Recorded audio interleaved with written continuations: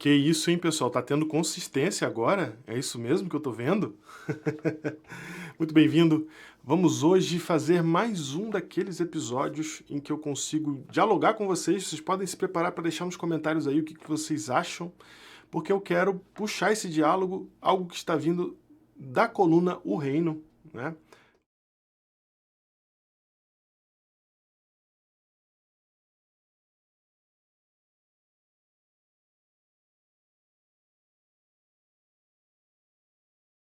Discutir eles com vocês. Vou falar aqui com vocês esse artigo de agosto de 2022, quando estou gravando isso. Foi o último artigo, na verdade, que eu enviei. O complexo de Deus determina que o fim está próximo. O que quer dizer isso? Eu quero falar um pouco disso. Quero falar sobre essa sensação que a gente está tendo de fim de mundo, tá? E que está afetando ateus e cristãos, tá? Não é só o cristão que está sentindo isso, não. Por mais que você negue, todo mundo está sentindo uma certa sensação de que as coisas estão indo de maneira, no mínimo, estranha. No mínimo, estranha, né? E aí eu quero trazer para vocês essa reflexão aqui, tá bom? Tem um reizinho aqui sentado. Eu gostei muito dessa imagem que eles acharam aqui. Essa imagem não foi eu que escolhi, não. O pessoal que escolheu aí do portal. Obrigado aí, pessoal do portal. Felipe, Jefferson. Valeu pelo apoio aí. O link vai estar aqui embaixo para quem quiser ler ou divulgar, mas eu vou fazer a leitura com vocês aqui hoje, tá bom? Vamos lá. Milênios se passaram desde o Éden e ainda estamos chafurdando no mesmo problema. Entretanto, a distância do evento originário do pecado já é tamanha que nos esquecemos completamente dos porquês e estamos cada vez mais aprofundando em nosso próprio mal. Quero te mostrar nesse texto que estamos aumentando nossa aposta no pecado original nos tempos atuais, e isso nos mostra que o fim está próximo. Então, a minha ideia aqui é mostrar para você que, seja lá o que for que aconteceu no pecado original, a gente está perto disso de novo, dessa mesma situação, do jeito que começou, é o jeito que vai terminar. E eu estou querendo mostrar para você como que isso demonstra para a gente que o fim está realmente próximo, né? E a minha ideia aqui, gente, de novo, ó, quando fala de fim e tal, vai tocar o terror, vai falar do fim do mundo e tal. Calma aí, galera. Eu só quero que você entenda para onde caminha a humanidade. Isso é muito importante você perceber, porque isso está acontecendo diante dos nossos olhos e a gente tem que entender esse cenário bem, porque a gente precisa também tomar uma atitude diante dessas coisas que estão acontecendo. Como que a gente vai se comportar nesse tempo? Como foi no começo, será o fim. Recapitule comigo a história humana até aqui. Fomos iniciados no pecado, em seguida foi-nos revelado o mal que isso significa. Sofremos a consequência, prometemos nunca mais repetir e iniciou-se um processo de luta constante para a correção do problema. Descobrimos que não poderíamos resolvê-lo.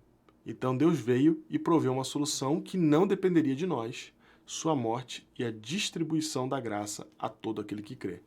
Então a gente fala, erramos, precisamos consertar, a gente passa milênios tentando consertar e vê que a gente não consegue. Aí Deus deixa a gente perceber que a gente não consegue, ele fala assim, agora que você entendeu que você não vai conseguir, agora eu vou resolver para você. E aí ele morre em nosso lugar e nos oferece a graça para nos salvar por sua boa vontade. Né? Não pelo que eu faço, não porque eu sou bom, não porque tem algum mérito em mim, mas porque ele é quem quer nos salvar. E ele faz isso acontecer. Ele provoca essa situação. Ele cria essa situação de solução, certo? Isso, porém, criou um ponto de bifurcação. Como a solução é facultativa, só aceita quem quer, e há sempre os que não querem. Esses optaram por continuar a jornada humana na Terra por seus próprios meios e caminhos. A maioria de nós, diga-se de passagem. Então, a partir do momento que Deus cria possibilidade de salvação e ele oferece isso gratuitamente para as pessoas, o que acontece é que Deus, e ele não obriga, ele deixa cada um fazer conforme o seu querer, né? Então quem quer tem, porque não é cobrado, é de graça. Quem quer tem. Você quer ser salvo? Eu posso te salvar. Tá resolvido. Quer ser salvo? Tá resolvido. Não quero. Não quero. E aí, para onde vai o que não quer? O que não quer vai para onde? O que não quer vai para o seu próprio caminho. O que não quer falou, eu não quero e eu vou andar na minha direção. Para onde eu quero andar? Esse, normalmente, cria a sua própria história, vai andando nos seus próprios caminhos, realizando as suas próprias vontades, tá? E esse é o caminho dele, ok? Como a história até aqui nos demonstrou, somos incapazes de nos consertar.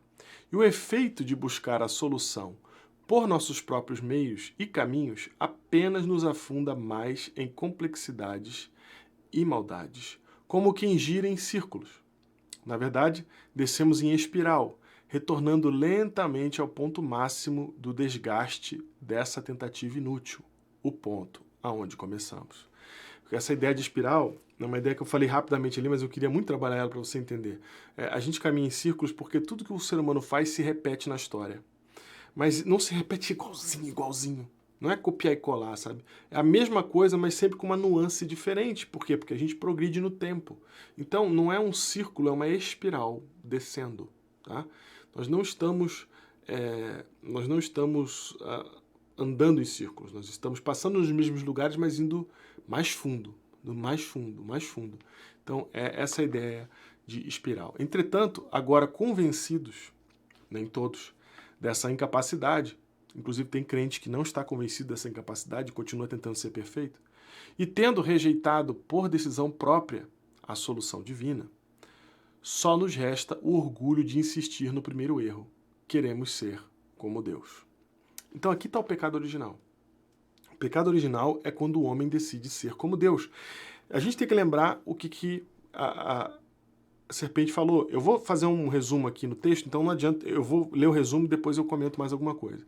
Muito se discutiu na história e na teologia sobre qual era o pecado original. Achamos por muitos séculos que o sexo foi a origem de todo o problema. Mas se olharmos o relato de Gênesis 3, veremos que ele claramente nos revela o problema. Quando Eva passou próximo demais da árvore proibida, foi convencida pela astúcia de uma serpente que o fruto contrariava as afirmações divinas. Certamente não morrereis. Né? Esse é o barulho que faz Eva. Oi? Como assim? Não, aprendi outra coisa. Como assim? Certamente não morrereis, né? Eva, você consegue imaginar alguém que não conheceu o pecado ouvindo a sua primeira mentira? Foi o mesmo sentimento estranho e curioso de quando ouvimos histórias maldosas ou cruéis, uma espécie de interesse e medo misturado que faz parecer que o clima mudou em nosso redor. Sabe quando você ouve aquela coisa estranha, meio tenebrosa, mas tu fica com uma curiosidade de saber mais sobre aquilo e ao mesmo tempo você sabe que aquilo está errado? É isso que ela sentiu. Eva também sentiu esse estranho interesse por aquela serpente que havia afirmado algo incorreto. O primeiro contato com o mal. É assim que Deus disse: não comereis de toda árvore do jardim. No afã de corrigir o erro, ela engajou com a serpente para o seu próprio infortúnio, aliás, o nosso infortúnio. A serpente, então, afirmou o contrário do que Deus tinha dito: não morrereis. É mais do que uma informação errada, é uma afronta contra o Criador de todas as coisas. Então, agora que você tem o Criador dizendo para você uma coisa, é o teu pai dizendo para você uma coisa, e agora chega alguém e fala assim: não é isso não. Não é assim. Aceitar essa ideia é uma afronta contra o teu pai, mas mais profundo do que ser teu pai, teu Criador. Né? A criatura afirmou que ele não dizia a verdade. Mas a mentira nunca vem sem argumentos. A serpente, aproveitando a exibição de vida que dava, porque ela estava ali, né, mostrando, falando, a serpente super vívida, afirmou que no dia em que dele comerdes se vos abrirão os olhos e sereis como Deus, conhecedores do bem e do mal. Então, demonstrando em si mesma que ela era diferente de todo o resto, porque era uma serpente que falava, demonstrando em si mesmo isso, usando o engano para dizer: vocês serão conhecedores do bem e do mal e serão como Deus. Note que abrir os olhos é uma afirmação de empoderamento. O estado que aquela serpente exibia era exatamente de empoderamento. Né? Ela estava ali, a serpente que falava. Ela falava com astúcia, superando os outros animais. Ser conhecedor do bem e do mal é apenas uma característica de quem Deus é. Tá? Deus, ele conhece o bem e o mal, realmente, de fato. Tá? O ponto central no pensamento hebraico é sempre mais importante. No sanduíche de palavras que a serpente usou, no centro está sereis como Deus. Perceba que essa mentira veio cercada de duas verdades. De fato, os olhos deles se abriram e tornaram-se conhecedores do bem e do mal. Então a serpente falou, vocês vão abrir os olhos, ser conhecedores do bem e do mal, e no meio sereis como Deus. Tá? Isso é muito importante porque isso aqui obedece à lógica da poesia hebraica, tá? Onde o mais importante está no meio. E ali tem duas verdades encobrindo a mentira, né? Para tornar aquele negócio palatável, né? Aceitável. Perceba, então, eu já li essa parte, desculpa. Perceba que essa mentira então veio cercada por duas verdades. Naquele momento surge o eu, quando só havia um nós.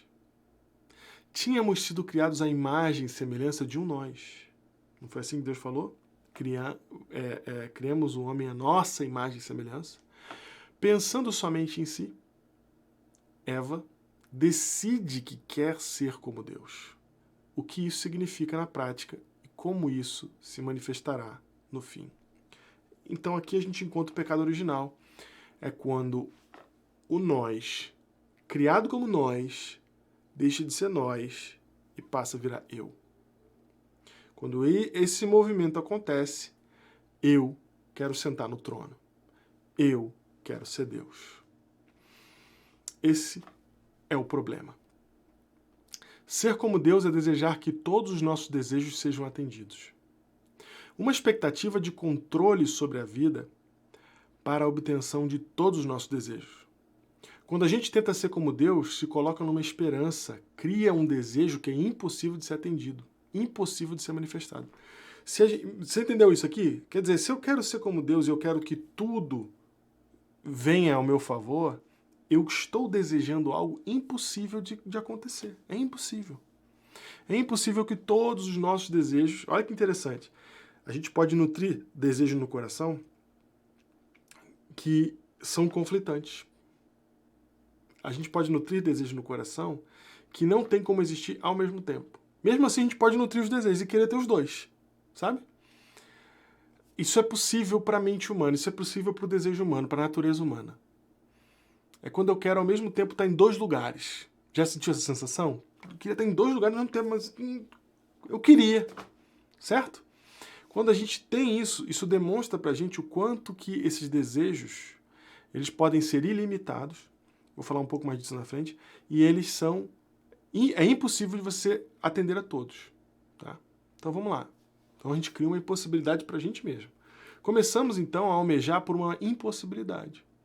Tanto somos assim que muitos de nós imaginam que o céu será um lugar onde todos os nossos desejos serão realizados, que é uma viagem. Enquanto essa nunca foi a promessa. Alguns, ao ler essa última frase que eu escrevi, estão estranhando. E não vai ser? Tomamos por certo que lá teremos tudo o que quisermos. Todo desejo só é apaziguado quando é atendido ou resolvido. Sede só se resolve com água, fome com comida e sono com uma cama. Quando decidimos que queríamos ser como Deus, desejamos algo que determinou imediatamente nossa infelicidade. Porque uma expectativa não realizada é exatamente a definição de infelicidade. É querer ter uma coisa e nunca obter. E quando a gente decide querer ser como Deus, estamos perdidos. Nunca seremos atendidos. Então, quando a gente decide deixar esse desejo acontecer na gente, e a gente quer ser como Deus, nós criamos uma impossibilidade. Isso não vai acontecer, isso não tem como acontecer. Nem na forma prática de eu me tornar como Deus, nem na forma... aliás, nem na forma conceitual de eu me tornar como Deus, nem na forma prática em que eu vou ter tudo que eu quero. Então, automaticamente, eu tenho uma expectativa que não pode ser atendida e sou infeliz. E é por isso que a vida no pecado é uma vida de tristeza. É por isso que a vida na Terra é uma vida de sofrimento. Porque nós somos uma máquina geradora de expectativas que não serão atendidas.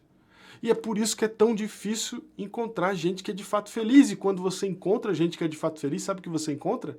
Pessoas que têm contentamento, que aprenderam a viver com o que têm, a amar o que têm, a serem gratos por aquilo que eles têm. E quem são os infelizes? Todos os outros que querem sempre algo que não tem, que estão sempre buscando o que falta. É a falta que se enfatiza num eu que se entroniza. É isso, eu estou sentado no trono e eu não tenho o que eu quero, não tenho o que eu preciso. E eu chamo de mínimo. No mínimo eu tinha que ter isso. No mínimo aquilo, sabe? Como um rei que fala assim, ó, no mínimo isso. No mínimo, porque eu sou rei, no mínimo isso. Né? E a gente não tem o mínimo. E aí, por isso, a gente sofre. Estamos diante de uma expectativa impossível de ser correspondida. E querer que todos os poderes divinos, os poderes divinos é o que todo mundo quer, mesmo que chamemos de outras coisas. Todo mundo quer realizar a sua própria vontade. Esse é o motivo dos conflitos e das guerras. Tiago 4:1, né? Por que existem as guerras entre vós, senão pelos prazeres que militam na vossa carne? É claro que tanto Eva como qualquer ser humano normal não pensa em se sentar no trono do universo e ser um novo Deus. Ninguém pensa nisso, né, gente? Ninguém está com essa fantasia na cabeça. Não é isso. Mas todos queremos ser como ele. É sobre domínio, privilégios e realizações. Veja o que isso faz. Ninguém na história humana teve ou terá uma vida facilitada ou sem frustrações. Exatamente porque ninguém consegue tudo. O fato de nós só conseguirmos pensar em felicidade se pudermos ter tudo demonstra que a gente se conformou. Moldou a ser alguém que precisa ser Deus. Temos que ter tudo, conseguir tudo, ou seremos frustrados e infelizes. Logo, qual foi o problema da humanidade? Foi desejar aquilo que ela não é. Desejar aquilo que ela não pode ter. Querer mais do que nos foi dado. Foi dado tudo, todas as árvores, você tem acesso a tudo, foi dado tudo. Você tem domínio sobre todos os animais. Tudo é seu. A única coisa que não é sua é aquele negocinho ali. Todo o resto é seu. A única coisa que não é sua é aquilo que é meu. Deus falando como Criador. É a minha área, meu território. Respeita isso daí, porque eu que sou o Criador de todas as coisas, de você, do universo, de tudo que existe, de tudo que eu te dei. Então, vamos só demarcar para ficar claro para você quem é quem. Tudo que eu estou te dando. 99,9% de tudo que existe é seu para você fazer o que você quiser. Esse detalhezinho aqui é só para você lembrar que você não é esse aqui. É que a gente quer exatamente aquilo. E tem gente que acha que é besteira esse negócio do fruto, né? Ah, esse negócio de comer o fruto não tem nada a ver. Por que Deus ia punir a humanidade por causa de comer um fruto? Não é disso que se trata, amigão. Presta atenção no que está sendo dito, na história que está sendo contada. Por que isso demonstra o fim? Vamos lá, vamos juntar agora que a gente entendeu essa questão do pecado original, como isso está acontecendo na gente, como é que isso tem a relação com o fim. Essa é exatamente a entronização do homem comentada em Apocalipse 14, ao se referir ao infame número 666. O homem no centro da sua própria governança. Né? O homem fazendo suas vontades, o seu querer. O que em última instância é querer ser Deus. Eu não tenho tempo no texto de falar do 666, mas aqui é bem interessante que eu posso abrir e ampliar mais aqui para vocês. Mas o número 7 é o 7º dia da semana, que é o sinal de plenitude para os judeus, porque Deus concluiu tudo. O ciclo completo foi no 7º. E ali Deus concluiu tudo. Então, o número 7 para o judeu significa plenitude, perfeição, completude. E o que é o número 6? É um pouco antes de ficar completo. É quase lá, mas não é lá. É o dia que o homem é criado, no 6º dia. É o dia do homem. Aí quando você olha para a referência do 666, que eu não tenho tempo de entrar aqui, que é a referência babilônica, é o homem, é a primeira grande religiosidade que se baseia nos ancestrais, que se baseia na ideia do homem como Deus. 666 tem ligação com a Babilônia, mas é sobre isso que se trata, sobre o homem, estando no comando, no poder. É disso que se trata quando Nabucodonosor vira bicho ao desafiar Deus. É disso que se trata ele no final se converter ao reconhecer que Deus é Deus e a gente é homem. É disso que se trata o 666. É o homem no centro. O texto, inclusive, fala, né? Isso é número de homem. É o homem se colocando, se entronizando. É o problema que começou no Éden. O homem fazendo suas vontades e o seu querer, o que, em última instância, é querer ser Deus. Então, quando decidimos que queríamos ser Deus, nos auto-amaldiçoamos para sempre, com um sonho inalcançável, uma expectativa inalcançável. Todas as nossas histórias e vidas são difíceis porque nós estamos amaldiçoados pelo desejo de ter tudo e ser tudo. Sem romper com isso, por meio de Cristo, estamos condenados a uma vida infeliz. Às vezes queremos coisas que só Deus pode querer, como, por exemplo, quando plantamos uma jabuticabeira e desejamos que ela desse seu fruto imediatamente. A gente sabe que leva mais de 10 anos para isso acontecer. Esse impulso de impaciência humana exibe nossa capacidade por sentir falta de algo que jamais poderemos obter. Como que eu posso desejar uma coisa que eu sei que eu não vou ter? Mas eu desejo. É inerente. Eu desejo. Eu sei que eu não posso, eu sei que não vai ter, mas eu desejo. Não é louco isso? Esse impulso de impaciência prova isso. Anseios que existem fora de um sentido natural. Desejos ilimitados. Só faria sentido você ser impaciente com coisas que levam tempo se você tivesse a menor expectativa de conseguir agora algo que leva tempo. Se você tivesse poder para estalar os dedos e a jabuticabeira dá fruto, aí faz sentido você ter essa necessidade. Mas você não tem essa necessidade. Você não deveria ter essa necessidade porque você não tem esse poder. Mas a ideia do poder existe. Porque existe alguém que pode. E é ele que você quer ser. Mas isso nunca existiu. E ainda assim você sente. Ou seja, nossa carne pede para ser todo-poderosa. A impaciência é uma prova de que está escrito em nossa carne o desejo de ser como Deus.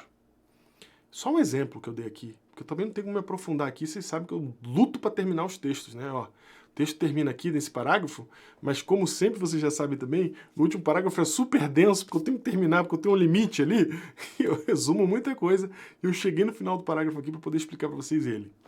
Esquecemos que já fomos criados à imagem e semelhança de Deus. Nós já fomos criados à imagem e semelhança de Deus. Nós já somos como Ele. Né? Já éramos como Ele antes do pecado. Por isso não vivíamos para nós mesmos. Porque Ele não vive para si mesmo. Quando decidimos nos comportar como usurpadores, nos distanciamos de quem Ele é. Nunca fomos tão egoístas. Então, vou parar aqui antes de falar a frase nunca fomos tão egoístas. A gente já é como Deus. A gente deixa de ser como Deus quando a gente passa a querer ser como Ele. É aí que a gente se rompe com a semelhança dele. É aí que a gente se distancia dele. Porque quando eu quero ser o usurpador, eu quero ser o dono, eu quero ter o poderoso, enquanto Deus tem todo o poder, toda a honra e toda a glória, não pede glória, não pede honra, e entrega tudo que ele tem a serviço do outro. E a gente quer o contrário. É o 7 e o 6, né? É o completo e o incompleto. É o perfeito e o imperfeito. E aí, chegamos ao dia de hoje. Nós nunca fomos tão egoístas. Você tá sentindo isso também, né? Cara, eu lembro quando eu era criança que eu já via muito egoísmo, porque eu fui criado num ambiente cristão, então eu já tinha esse conceito de egoísmo na cabeça. Eu percebia o egoísmo das pessoas. Eu percebia o meu próprio egoísmo. Mas agora tá muito grande, né? Parece uma doença que se alastrou. Inclusive, tecnicamente falando, a doença do egoísmo chama narcisismo. Já falei isso várias vezes. Pode procurar no Google. Estamos vendo uma pandemia, tá? De narcisismo no mundo inteiro. Tô aqui nos Estados Unidos, tô vendo narcisista pra caramba. E tem muito narcisista no Brasil e no mundo inteiro. Tá surgindo um monte. E às vezes até me pergunto se eu não sou também. Porque nunca fomos tão egoístas. Palavra humana para definir quem vive para satisfazer a si mesmo. Nunca fomos tão 1 Timóteo 4. 1 Timóteo 4, vamos lá. Estamos aqui na Bíblia. Aí, ó, o Espírito diz claramente que nos últimos tempos... Diego, os últimos tempos, é aí que tá, né? Alguns abandonarão a fé e seguirão espíritos enganadores e doutrinas de demônios. Ah, é? Tais ensinamentos vêm de homens hipócritas e mentirosos que têm a consciência cauterizada. Essa é a palavra muito importante. Consciência cauterizada. Eles não conseguem mais não enxergar o mundo por sua própria perspectiva e por isso se enganam, se juntam a hipócritas e mentirosos e são enganados por doutrinas de demônios porque nos últimos tempos estão com a mente cauterizada. Nunca fomos tão meia, né? Deixa eu mostrar para vocês aqui, já que eu estou em Timóteo, 2 Timóteo 3. Olha aqui. Saiba disto, nos últimos dias, no fim, né? Sobrevirão tempos terríveis. Estou sentindo já. Os homens serão egoístas, avarentos, presunçosos, vou ler devagar para você ir entendendo, arrogantes. Estou vendo? Blasfemos, desobedientes aos pais, ingratos, ímpios, sem amor pela família, irreconciliáveis. Irreconciliáveis é muito bom. É isso que eu tenho visto. Irreconciliáveis. Já desistiu de conversar com uma galera aí? Já? Eu já. São irreconciliáveis alguns. E aí eu me pergunto, estou eu sendo irreconciliável também? Caluniadores, sem domínio próprio. Sem domínio próprio. É uma enxurrada de pessoas que estão sofrendo hoje porque não têm domínio próprio, tá? Que estão numa situação em que não controlam suas próprias expectativas e por isso estão sofrendo porque não têm domínio próprio. Cruéis. Quantos exemplos a gente tem de coisas que nunca aconteceram antes na história humana e que hoje estão acontecendo, né? Gente entrando e atirando em escolas e crianças, etc. Isso virou cotidiano pra gente, né? Inimigos do bem. Inimigos do bem é surreal, né? Quem imaginou que isso fosse possível? Todo mundo tá vendo isso hoje, não tá não? Você pode até discordar do que pode ser esse bem, mas todo mundo tá com a sensação de que existem inimigos do bem hoje. Tanto de um lado quanto do outro. A sensação é unânime. Ou seja, tanto eu, na minha polarização, acho que o outro é inimigo do bem, quanto o outro, na polarização dele, acha que eu sou inimigo do bem. Traidores. Precipitados, soberbos, mais amantes dos prazeres do que amigos de Deus. Isso aqui mata e fecha. Que mundo que a gente vive hoje? É um mundo onde as pessoas têm mais amor pelos prazeres mundanos, passageiros da vida do que de Deus. Quantas vezes, e agora eu quero primeiro fazer um questionamento para você. Se por acaso você está me assistindo aqui e você precisa tomar uma decisão do lado de Deus, faz sentido você não estar dedicando sua vida a Deus ou não estar buscando a Deus por causa de alguma coisa que você não quer deixar? Um prazerzinho que você não quer deixar? Faz sentido isso? Entre estar com o Criador, se tornar a imagem e semelhança dele, e um prazer, mas é isso que as pessoas estão fazendo. Onde as pessoas estão hoje indo, o que elas estão ouvindo, o que elas estão buscando, tem muito mais a ver com prazeres, com dopamina, do que amigos de Deus. Tempo de oração, né? Tempo de oração ou TikTok? Fala pra mim. Fala aqui. Põe no comentário aí. Instagram ou tempo de oração? Mas elas têm aparência de piedade. Isso é muito importante. Tendo aparência de piedade, né? Quer dizer, e piedade aqui é uma palavra para dizer... serve tanto para definir falar de amor, né? Falar de amor, falar de coisas que a espiritualidade fala, tanto quanto falar de religiosidade, de espiritualidade, de conexão com Deus. Tá? Essa palavra serve para essas duas coisas. Né? Então, tendo uma aparência de amor, de Deus, né?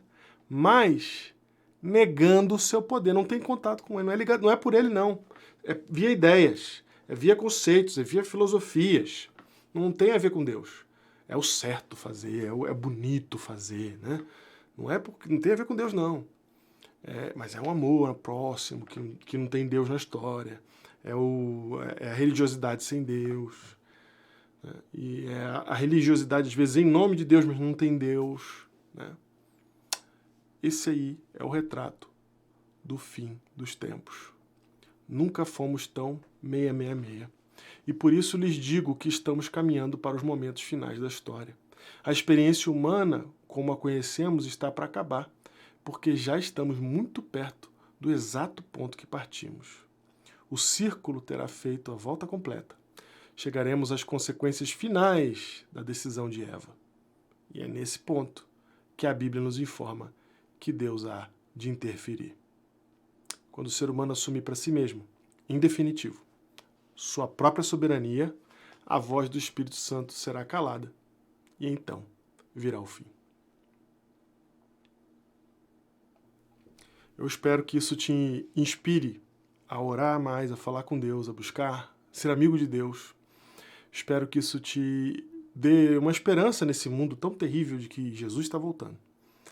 E deixa aí nos comentários o que você pensou ao ler isso aqui, ao participar disso daqui, quais são suas ideias sobre isso, que Deus te abençoe nesses tempos que a gente está vivendo, porque a gente vai precisar.